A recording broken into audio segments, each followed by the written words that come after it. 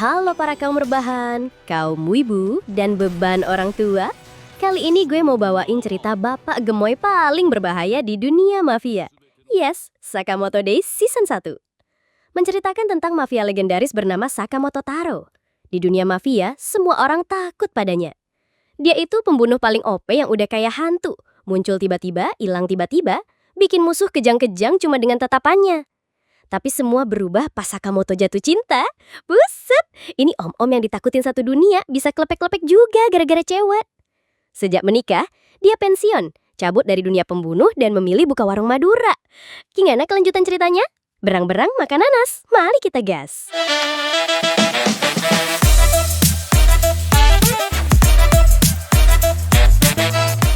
Aku mau menyebutnya Om saja ya guys.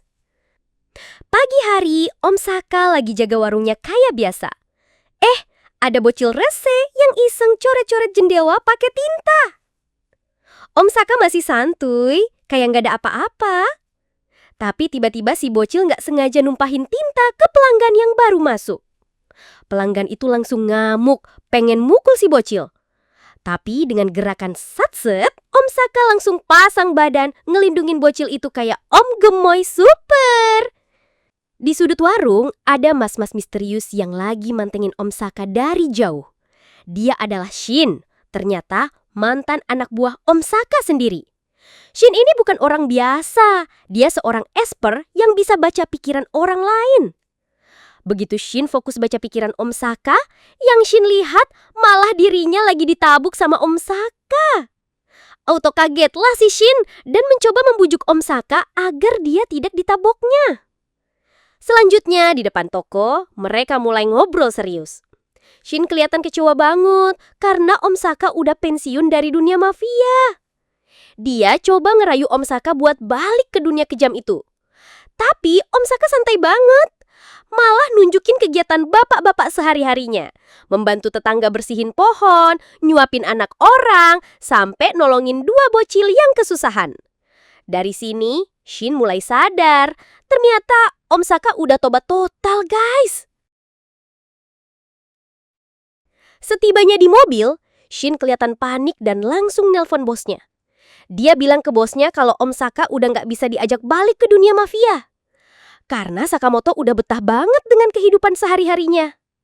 Tapi bosnya ini benar-benar nggak mau tahu. Doi bilang, kalau lu nggak bisa bawa dia balik, lu bunuh dia. Atau lu yang bakal gue abisin. Duh, ancamannya udah kayak debt collector nagih utang. Shin yang awalnya niat cuma ngobrol baik-baik, sekarang jadi harus ngikutin perintah gila bosnya. Dengan berat hati, dia balik deh ke warung Om Saka. Begitu sampai, Shin langsung ambil pistolnya. Dan tanpa banyak cincong, dia tembak Om Saka. Tapi dengan cepet, Om Saka nunjukin refleks super OP-nya. Dia nangkis peluru Shin pakai permen. Buset, ini mah bukan bapak-bapak biasa. Dalam hitungan detik, Om Saka langsung gerak cepet, nyerang balik dan sukses bikin Shin keok seketika.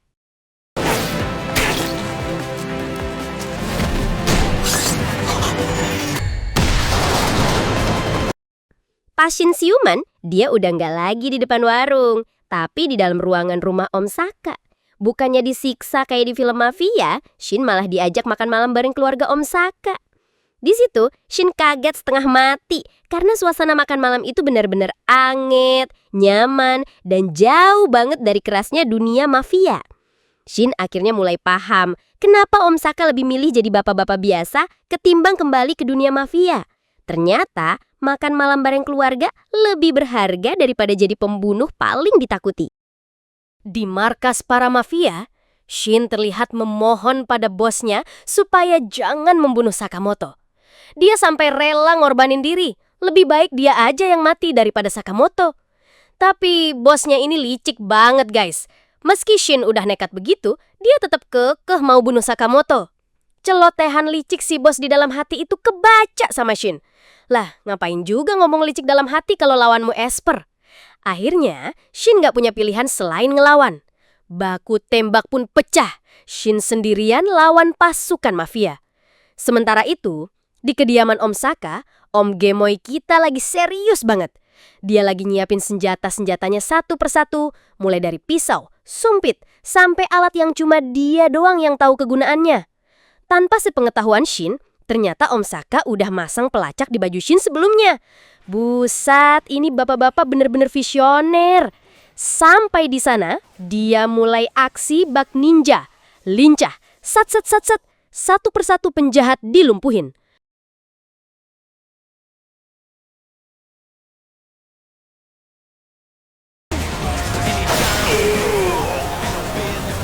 Setelah berhasil bikin semua musuh KO, Shin awalnya berniat pergi dari kota itu.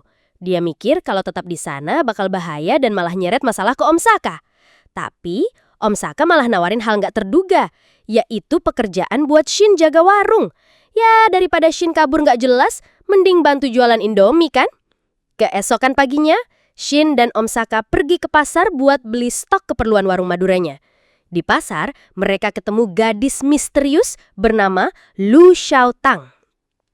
Siapa sangka, cewek ini ternyata anak dari geng legendaris, geng Lu. Masalahnya, Lu lagi dikejar-kejar anggota geng lain yang mau ngabisin dia.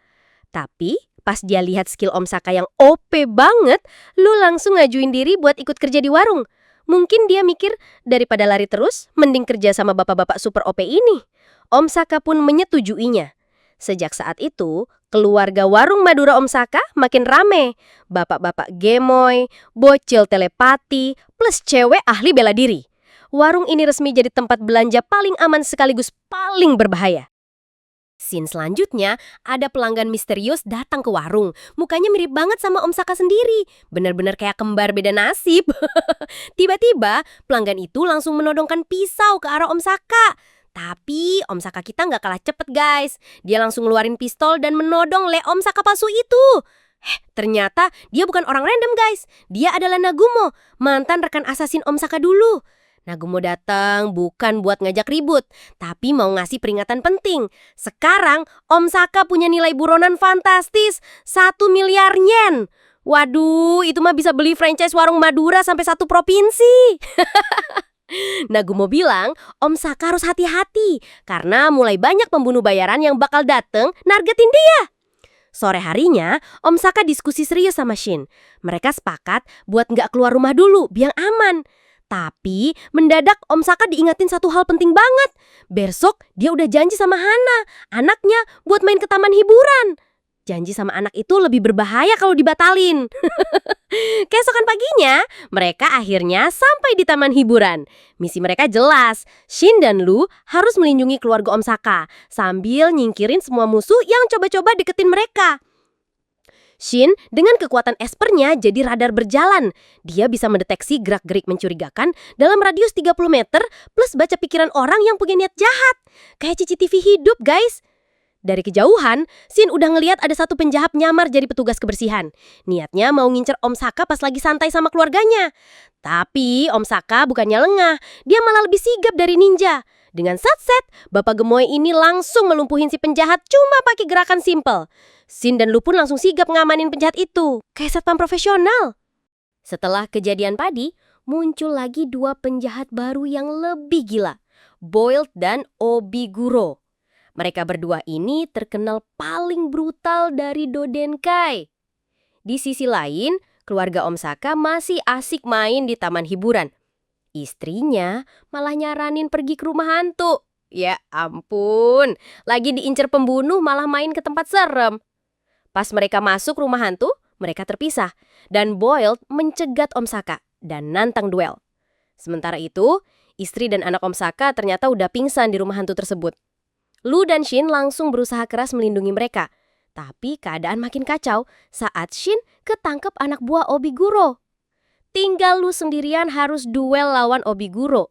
Dia harus cepet ngalahin Obiguro kalau mau nyelamatin Shin. Di sisi lain, pertarungan Om Saka versus Boiled makin brutal. Om Saka sempat terpojok dan dilempar keras sampai mental nabrak dinding.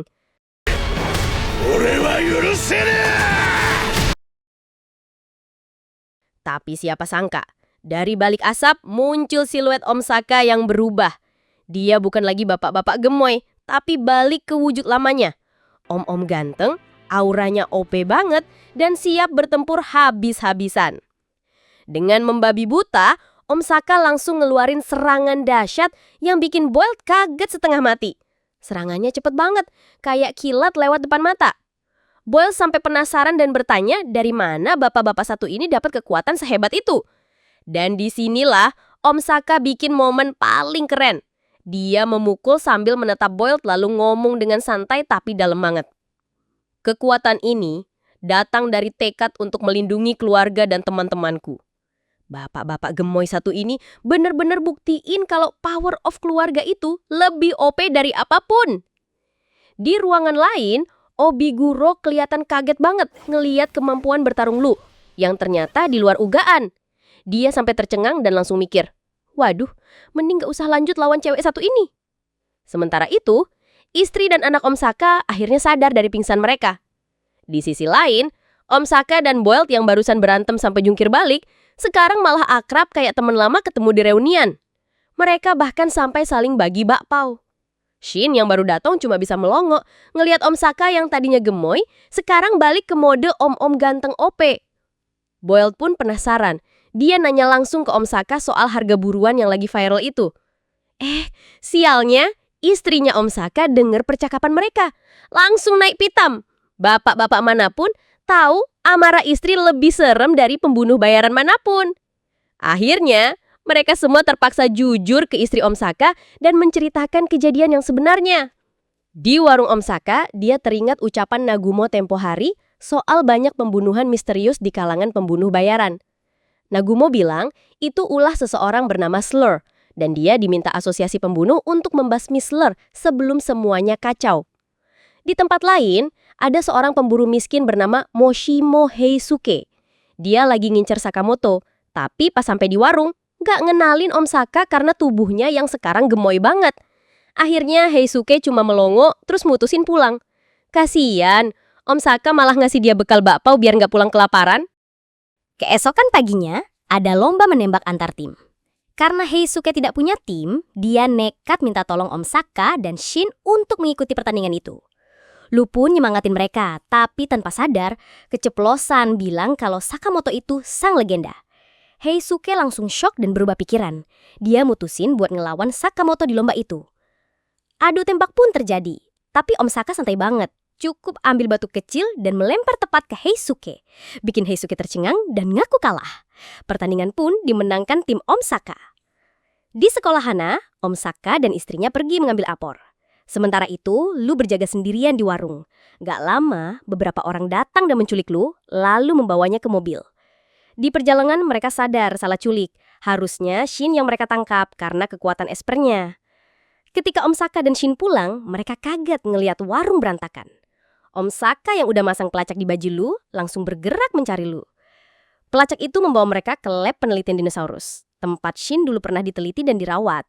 Mereka menyamar dan berhasil menemukan pintu rahasia menuju lab bawah tanah. Di sana ternyata lab tersebut sudah disabotase oleh orang bernama Kashima. Tak lama, Matt Horiguchi, salah satu petinggi organisasi muncul. Karena teman Shin diancam, Shin dan Om Saka keluar untuk bertarung. Tapi Matt dengan cerdik masang chip di leher Om Saka. Jadi kalau Om Saka berniat mukul Matt, dia malah mukul Shin.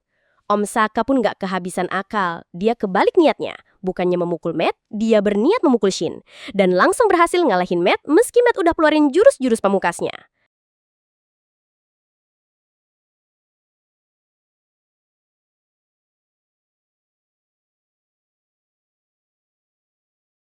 Setelah itu, mereka berpencar untuk mencari Lu. Shin ketemu petinggi lain, Seba, yang bisa memakai jurus hilang dan dengan mudah ngalahin Shin. Tapi tiba-tiba Heisuke muncul untuk nyelamatin Shin. Gara-gara dikasih bakpao nih kayaknya. Walau sudah 2 lawan 1, mereka masih kewalahan. Heisuke pun menembak alarm kebakaran. Yang menyebabkan air menyembur dan membuat Seba terlihat. Shin pun gak nyanyain kesempatan itu. Langsung nendang kepala Seba sampai pingsan. Di sisi lain, Om Saka ketemu Kashima. Modalnya cuma pensil, pamflet, dan stiker. Om Saka duel habis-habisan. Saat terdesak, dia kembali berubah ke mode seriusnya dan berhasil mojokin Kashima. Pertarungan lanjut sampai ke stasiun di mana Om Saka akhirnya ngalahin Kashima dengan kerennya.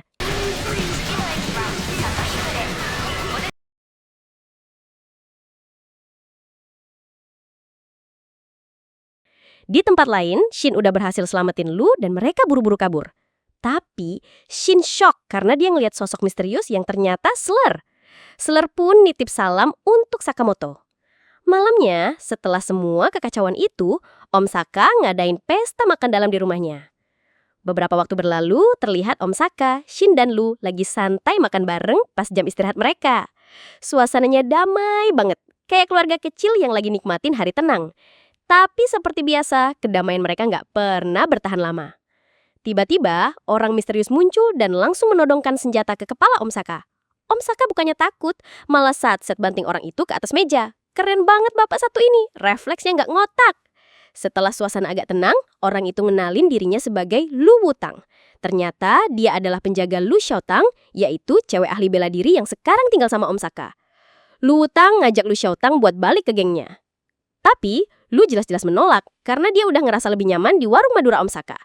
Gak kehabisan akal nih, Wutang pun ngajak mereka adu di kasino. Gila, dari baku hantam ke baku judi. Peraturannya simple, mereka masing-masing dikasih modal 3,3 miliar yen. Siapa yang bisa ngegandain duitnya paling banyak, dialah pemenangnya. Ini duel paling absurd tapi juga paling tegak. Karena dari awal Lu Wutang emang udah jago main judi, dia dengan santainya ngegandain duit modalnya. Di sisi lain, tim Sakamoto juga gak kalah. Dengan kemampuan Shin yang bisa baca pikiran lawan, dia berhasil menang terus di setiap putaran. Kayak bocil David cheat di game.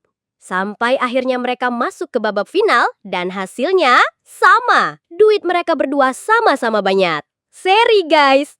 Tapi suasana langsung kacau. Geng yang datang bareng Wutang malah marah. Mereka ngerasa Wutang cuma main-main kesini, bukannya urusin urusan geng. Karena kesel, geng itu langsung ngeluarin pistol dan nodong ke mereka semua. Tapi ini Om Saka men. Bukannya takut, dia malah langsung gerak cepet kayak ninja. Dia satset nyalahin semua anggota geng itu dalam waktu singkat. Shin dan Lu juga bantu ngeberesin sisanya. Alhasil, geng mafia itu dibikin ambyar cuma dalam hitungan detik. Setelah kejadian kacau itu, Lu Wutang yang tadinya datang buat bawa pulang Lu Xiaotang, sekarang malah ikut gabung kerja di warung Madura Om Saka. Ya, makin rame aja nih warung Madura. Wutang pun ngasih peringatan serius. Katanya ada 5 orang penjahat gila yang harusnya udah dihukum mati. Tapi malah direkrut organisasi misterius bernama X. Mereka berlima ditugasin khusus buat ngeburu Sakamoto, Shin, dan Lu. Ini bikin situasi makin tegang guys. Karena musuh-musuh mereka ke depan gak cuma sekedar pembunuh biasa. Tapi para monster yang udah dikumpulin buat satu tujuan, ngeburu mereka bertiga. Dan yap, disinilah Sakamoto Days Season 1 berakhir dengan janji konflik yang bahkan lebih gila di season berikutnya. Terima kasih udah nonton alur cerita ini sampai habis. Jangan lupa like, komen, dan subscribe biar kalian gak ketinggalan kelanjutan ceritanya. Sampai jumpa di video doku Nime berikutnya guys. Ciao!